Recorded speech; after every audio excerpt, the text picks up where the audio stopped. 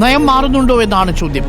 തീർച്ചയായിട്ടും നയം മാറിയേ മതിയാകൂ എന്ന് പാർട്ടി തിരിച്ചറിയുന്നുണ്ട്. എന്നാൽ ആ നയം മാറ്റം ഒരു പൊടുന്നനെയുള്ള നയം മാറ്റമല്ല എന്നതാണ് എൻ്റെ ടേക്ക്. 1956 ജൂൺ മാസത്തിലാണ് EMS നമ്പൂതിരിപ്പാട് ഒരു നയരേഖ ഇതിനു മുമ്പ് അവതരിപ്പിക്കുന്നത്. കേരളത്തിൻ്റെ ചരിത്രത്തിൽ രണ്ട് തവണ മാത്രമാണ് പാർട്ടി സമ്മേളനങ്ങളോടനുബന്ധിച്ച് നയരേഖകൾ അവതരിപ്പിച്ചിട്ടുള്ളൂ. അത് 1956 ജൂൺ മാസത്തിൽ EMS നമ്പൂതിരിപ്പാട് അവതരിപ്പിച്ചതും മറ്റൊന്ന് 2022 എറണാകുളത്ത് പിണറായി വിജയൻ അവതരിപ്പിച്ചതുമായ രാഷ്ട്രീയ നയരേഖകളാണ്. 1956 EMS ഈ നയരേഖ അവതരിപ്പിക്കുമ്പോൾ അതിൻ്റെ പേര് പുതിയ കേരളം പടുത്തുയർത്താൻ കമ്മ്യൂണിസ്റ്റ് പാർട്ടിയുടെ നിർദ്ദേശങ്ങൾ എന്നായിരുന്നു. പക്ഷേ അത് CPI ആയിരുന്നു, CPM ആയിരുന്നില്ല.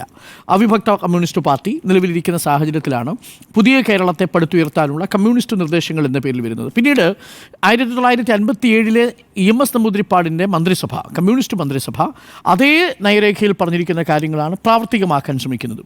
ഇതുതന്നെയാണ് നമ്മൾ യഥാർത്ഥത്തിൽ പിണറായി വിജയൻ 2022 അവതരിപ്പിച്ച നയരേഖയിലും കാണുന്നത്. നോക്കൂ, കേരളം വളരെ പ്രധാനപ്പെട്ട ഒരു പ്രശ്നത്തെ അഭിമുഖീകരിച്ചുകൊണ്ടിരിക്കുകയാണ് എന്ന് നമ്മൾ എല്ലാവർക്കും അറിയാം. അതിലേറ്റവും പ്രധാനപ്പെട്ട ഒന്ന് ഈ അടിസ്ഥാന സൗകര്യ വികസനം എന്നുള്ളത് കേരളത്തിലെ ഒരു നിക്ഷേപ സൗഹൃദ സംസ്ഥാനമാക്കി മാറ്റുന്നതിൽ അത്യന്താപേക്ഷിതമാണ് എന്ന് ഈ സർക്കാർ തിരിച്ചറിയുന്നത് ഇപ്പോഴല്ല, അത് 2016 മുതൽ തന്നെ തിരിച്ചറിയുന്നുണ്ട്. ഞാൻ അതുകൊണ്ടാണ് ഇത് പൊടുന്നനെയുള്ള നയമാറ്റമല്ല എന്ന് പറയുന്നത്.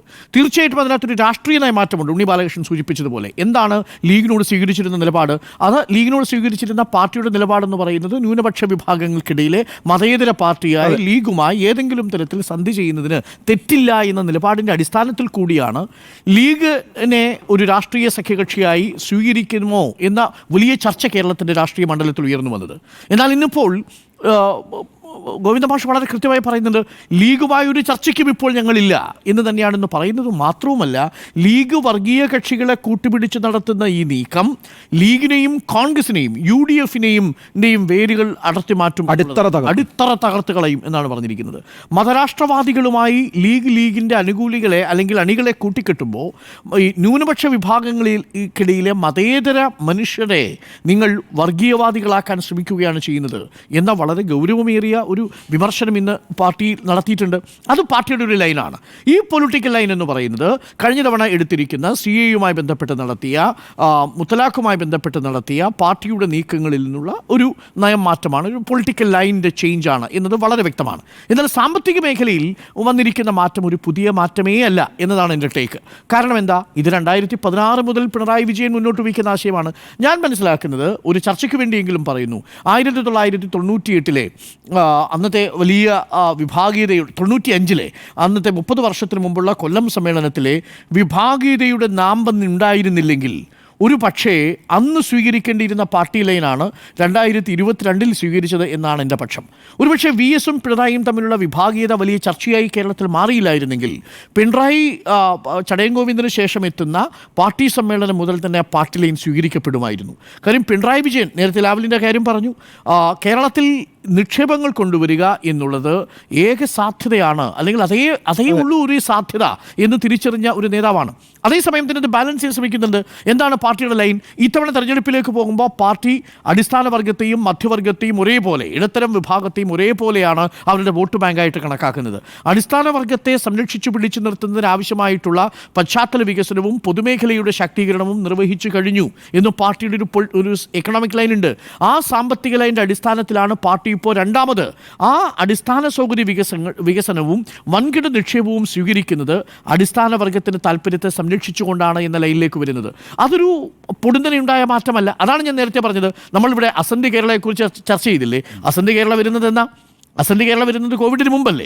അസന്റ് കേരള വരുന്നതിന് ശേഷമല്ലേ പിണറായി രണ്ടാമത്തെ നയരേഖ കൊണ്ടുവരുന്നത്? അസന്റ് കേരളയുടെ ലക്ഷ്യം തന്നെ എന്താണോ ജിമ്മും എന്താണോ എമർജിംഗ് കേരളയും ലക്ഷ്യമിട്ടിരുന്നത്, അതേ ലൈനിലൂടെ തന്നെ വിദേശ മൂല്യധന നിക്ഷേപം കേരളത്തിലേക്ക് കൊണ്ടുവരിക, അടിസ്ഥാന സൗകര്യ വികസനം കൊണ്ടുവരിക. അതുകൊണ്ട് സാമ്പത്തിക മേഖലയിൽ ഏതെങ്കിലും തരത്തിലൊരു പൊടുന്നനെയുള്ള നയമാറ്റം പാർട്ടിക്കുണ്ടായതായി ഞാൻ മനസ്സിലാക്കുന്നില്ല.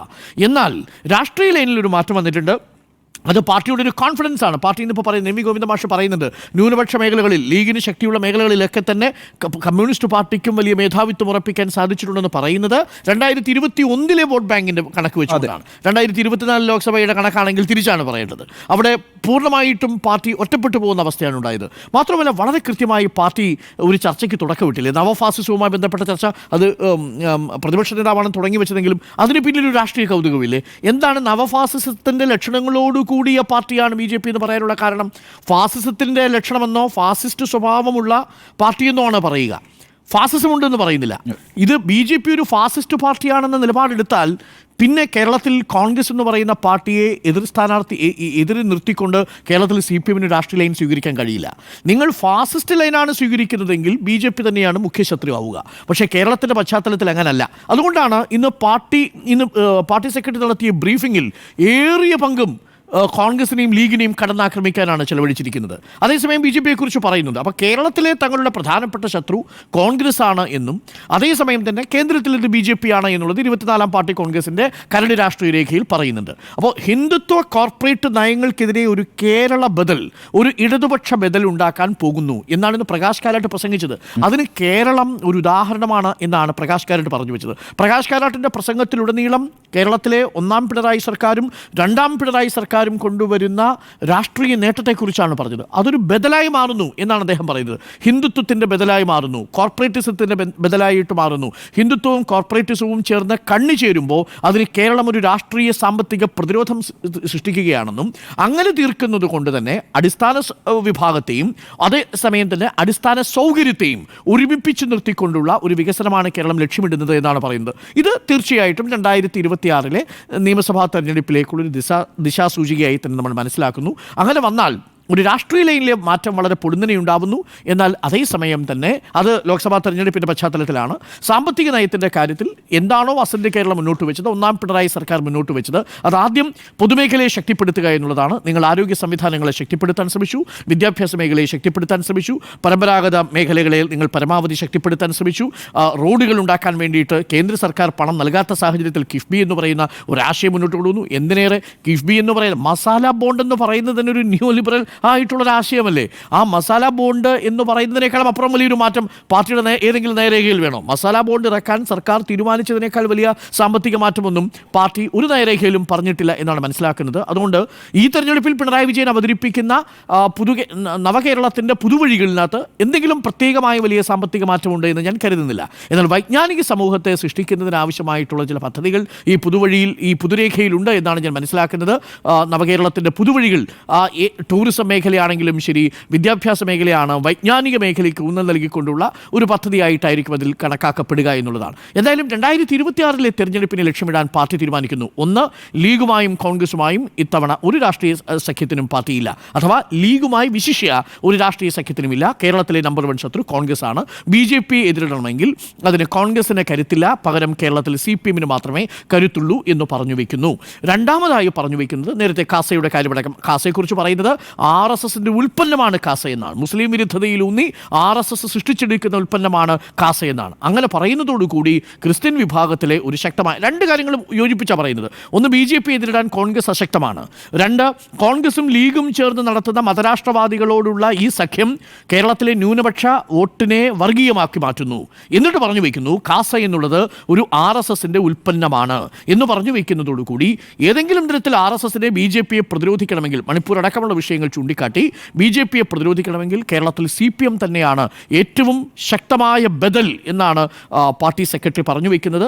പാർട്ടി സെക്രട്ടറി ഉപയോഗിച്ച വാക്ക് തന്നെ അങ്ങനെയാണ്. ഏറ്റവും ശക്തമായ ബദൽ എന്നുള്ളത് CPM ആണ് എന്ന് പറഞ്ഞു വയ്ക്കുമ്പോൾ അത് ക്രിസ്തീയ വോട്ടുകളും മുസ്ലിം വോട്ടുകളും കോൺഗ്രസിൻ്റെയും ലീഗിൻ്റെയും മാത്രം കുത്തകയല്ല എന്നൊരു പൊളിറ്റിക്കൽ സ്റ്റേറ്റ്മെൻറ്റ് കൂടിയാണ് വയ്ക്കുന്നത്.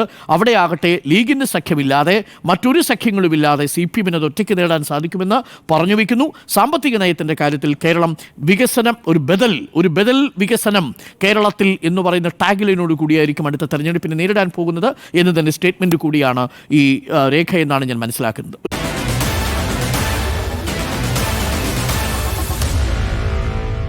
Meet the editors.